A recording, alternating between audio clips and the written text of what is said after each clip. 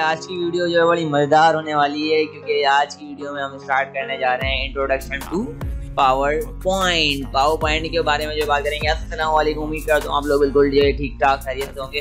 तो वही तरीका है, वही बिल्कुल आपको चीज़ें बिल्कुल मिलेगी जो फर्स्ट वीडियो में जो आपको मिली थी माइक्रोसॉफ्ट वर्ड की। ठीक है, विंडोज R सबसे पहले प्रेस करना है। माइक्रोसॉफ्ट पावर पॉइंट को ओपन करने का तरीका है सिंपल। माइक्रोसॉफ्ट पावर पॉइंट को कैसे ओपन करेंगे जब देख लें। विंडोज का बटन प्रेस करके रखना है, आपको नीचे नजर आ रहा होगा। मैं विन की जो लेफ्ट साइड वाली जो की प्रेस कर रहा हूँ, जिसकी विंडोज बटन जिसे हम बोलते हैं, और साथ में क्या प्रेस कर रहा हूँ R। ओके, विंडोज R मैंने जैसे ही प्रेस किया है तो आपको यहाँ पे क्या लिखना है, पावर PNT। क्या लिखना है, power PNT, POWER, power PNT लिखने के बाद आप सिंपल कहाँ प्रेस कर देंगे, ओके पर प्रेस कर देंगे तो माइक्रोसॉफ्ट पावर पॉइंट जो है लोड होना शुरू हो जाएगा। लेकिन इससे पहले लोड होने से पहले जो है मैं आपको बता दूं माइक्रोसॉफ्ट पावर पॉइंट के बारे में।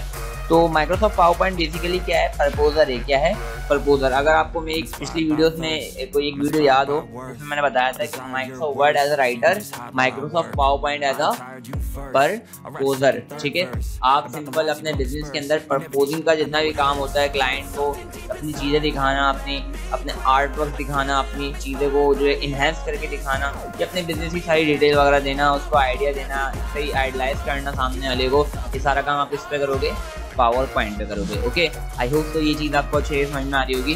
तो पावर पॉइंट का काम बेसिकली आपके नाम से इसको पता लग रहा होगा, पावर पॉइंट। किसी भी जो है पॉइंट के अंदर आपकी जो है पावर जो है वो शो करवाता है। इसका नाम क्या है, सॉफ्टवेयर वो क्या है, पावर पॉइंट। तो ये प्रोसेसिंग हो गई और अब ये हमारे पास सॉफ्टवेयर भी ओपन हो गया है। अच्छा, इसका जो है ना फाइल टाइप बिल्कुल ही जब अभी लास्ट में एक वीडियो बनाई थी माइक्रोसॉफ्ट वर्ड की, उसी से मिलता जुलता है। तो अभी तो फिलहाल के लिए मैं इंट्रोडक्शन देना चाह रहा हूँ, तो मैं आपको डायरेक्टली ब्लैंक प्रेजेंटेशन के ऊपर ही जो है लेके जाऊँगा। टेम्पलेट वगैरह आप जो है जब आप ये समझ लेंगे पावर पॉइंट, तो ऑटोमेटिक यूज़ करना आपको आ जाएंगे। ठीक, ब्लैंक प्रेजेंटेशन रिसेंट फाइल है वही है, न्यू फाइल वगैरह फाइल टाइप बिल्कुल वैसी है जैसा माइक्रोसॉफ्ट वर्ड का था। ओके, तो यहाँ पर जो है ब्लैंक प्रेजेंटेशन पे हम लोग क्लिक कर रहे हैं, तो हमने ब्लैंक प्रेजेंटेशन पे क्लिक कर दिया है यहाँ पे। ठीक है, अब ये लोड कर रहा है और एकदम हमारे पास का जो है इंटरफेस आ जाएगा, और फिर इंटरफेस को देखेंगे मजीद, और फिर इसके अंदर और फर्दर फीचर और कौन से फीचर है, काम क्या करता है, किस तरीके से काम करता है, ये अभी हम जो है आगे जाके समझेंगे। तो ये लोड हो गया है बिल्कुल, और अब हम देख रहे हैं कि ये काम कैसे करता है। ठीक है, मैं इसको यहाँ से कट कर दूँ इस ऑप्शन को। ठीक, तो ये अच्छा, ये जो है ना कभी कभार जो है आप अगर कैम्पेशिया अगर आपके पास तो सॉफ्टवेयर इंस्टॉल है तो ये डायरेक्टली उसको जो है ना लॉगिन करवा देता है। तो आपको टेंशन लेने की जरूरत नहीं है, फाइल पर आएँ दोबारा और न्यू पर आ जाएँ।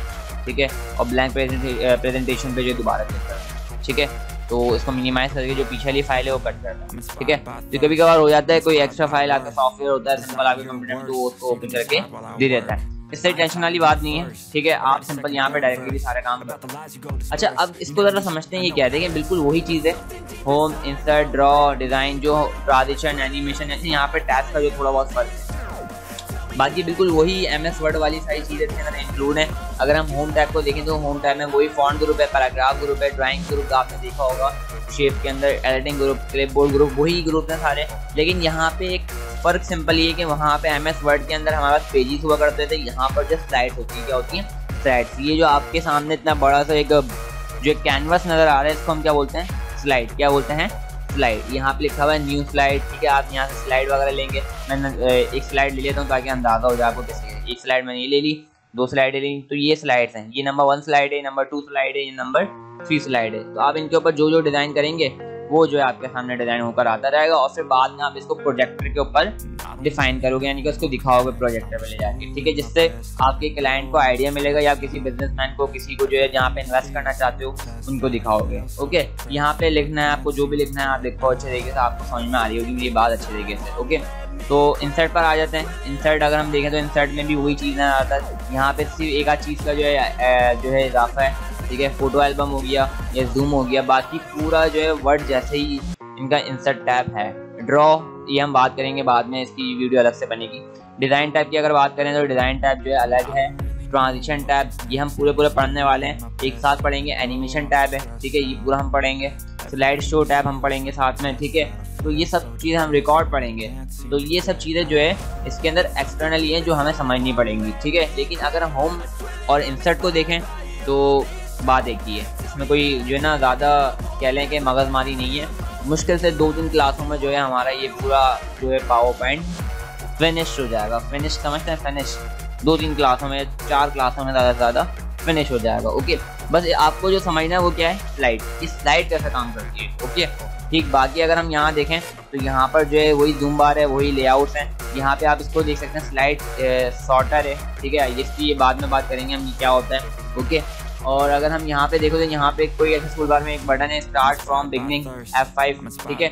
लेकिन उससे पहले मैं अगर यहाँ पे कुछ नाम वगैरह लिख लिया, जैसे मैं यहाँ पे लिख रहा हूँ smart Computex, SMART smart Computex मैंने लिख दिया, COMPUTEX मैंने यहाँ पे लिख दिया smart Computex. Become a computer expert, यहाँ लिख देते हैं बिकम कंप्यूटर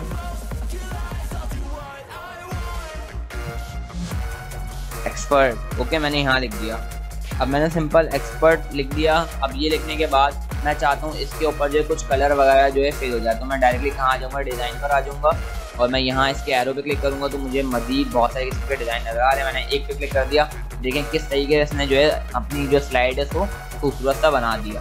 ठीक है, ये काम कर सकते हैं आप, ये ठीक, ये जो आपको अप्लाई अच्छा लगे वो जो अप्लाई करें आप। यहाँ पे ये मैंने बना दिया। अगर मुझे और मज़ीद कलर्स में चेंजिंग करनी है, ये देखें यहाँ से चेंजिंग कर पा रहा हूँ। ये वेरिएंट्स हैं, ये थीम्स हैं, ठीक है। साइज वगैरह भी आप कर सकते हैं। अगर बैकग्राउंड वगैरह चेंज करना है तो वो भी हम यहाँ से कर सकते हैं। ट्रांजिशन वगैरह देख सकते हैं। अगर मैं इसको फुल स्क्रीन पे करके दिखाऊं तो F5 प्रेस कर दें तो आपको F5 करने के बाद जो ये फुल स्क्रीन पर आ जाएगा। जैसे मैं F5 प्रेस कर रहा हूँ तो देखें ये अभी फुल स्क्रीन पर आ जाएगा। इस वक्त थोड़ी हैंगिंग हो रही है कंप्यूटर के अंदर, क्योंकि ज़ाहिर सी बात है मैंने पहले ही जो है काफ़ी लोड दिया हुआ कंप्यूटर पर, ठीक है। तो ये फुल उस पर आ गया, फिर दूसरी स्लाइड है और फिर इसके बाद ये तीसरी स्लाइड आ गई और फिर उसके बाद ये ख़त्म। ओके, मैं तीसरी स्लाइड पर कुछ ऐड कर देता हूँ ताकि जो आपको समझ में, मैंने यहाँ पे जो है ये ऐड कर दिया, ठीक है। अभी मैं F5 प्रेस करूँगा, ठीक है, और जैसे ही मैं F5 प्रेस करूँगा उसके बाद जो है क्लिक करूँगा, बस ये 3 स्लाइड्स नहीं ऐसे शो करवाया। यही काम आपको भी करना है। आपको अपने कंप्यूटर को कनेक्ट करना है, प्रोजेक्टर पे लगाना है। प्रोजेक्टर पे लगाने के बाद जो है आप सिंपल क्या करोगे, अपने कंप्यूटर को डायरेक्टली दिखा दोगे स्क्रीन पर। इसकी जो मेन स्क्रीन है वो वहाँ पे लगा के रख दोगे आप। फिर जब भी आपको कुछ लेक्चर वगैरह देना है, सही लेक्चर वगैरह आप देने के लिए वहाँ पे खड़े होगे, क्लिक करोगे, आपकी जो था वो स्लाइड जो चेंज हो जाएगी। फिर उसको गाइड करोगे, स्लाइड चेंज कर लो, फिर इसको गाइड करोगे, फिर जो अगर आगे स्लाइड होगी तो आप उसको गाइड करोगे, सिंपल ये। लेकिन पहले से आपको जो बनाकर रखनी पड़ेगी। आई होप तो आपको पावर पॉइंट जो अच्छे तरीके से समझ में आ रहा होगा। एनिमेशन आप अप्लाई कर सकते हैं, ट्रांजिशन जो 2 स्लाइडों के बीच में लगती है, एनिमेशन जो टेक्स्ट वगैरह के ऊपर लगती है।